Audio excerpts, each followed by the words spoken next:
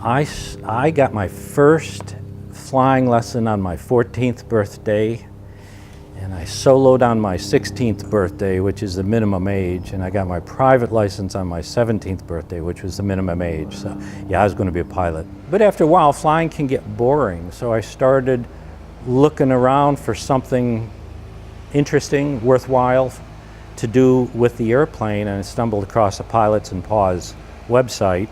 Started reading about that, and my wife and I are both animal lovers. We love animals. We always have a house full of rescued cats. Because of where we live, dogs don't work that well, but cats do. So we wanted to do more of the rescue flights, so we figured, okay, what's the best plane? And for this plane, the Lance, is pretty fast and pretty big inside, and it's got a big cargo door. So you can fit a lot of crates inside. So far we've carried almost all of them in crates, and it works real well.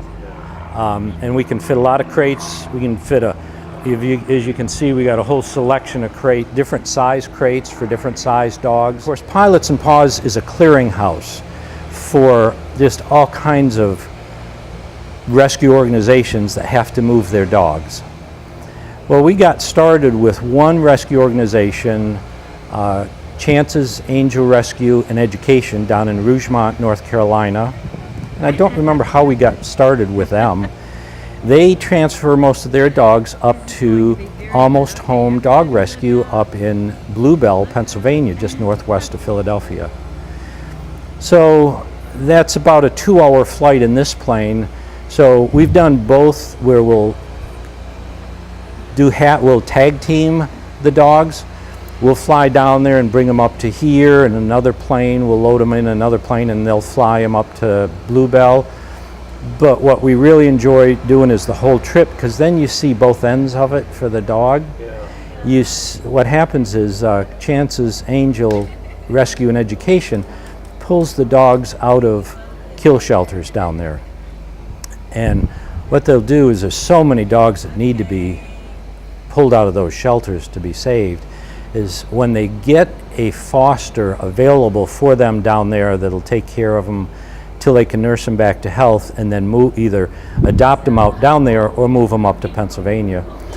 As soon as they've got somebody available down there, they'll go in and they'll take the dog out of the shelter sometime the day before, sometimes even the same day that the dog is due to be put down. It's all donated. Time and expense is all donated. It's strictly volunteer.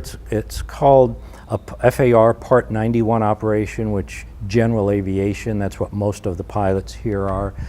You can't take any compensation, otherwise it becomes a commercial flight. So it's just all volunteer. It is so much fun, and it's such a worthwhile thing to do.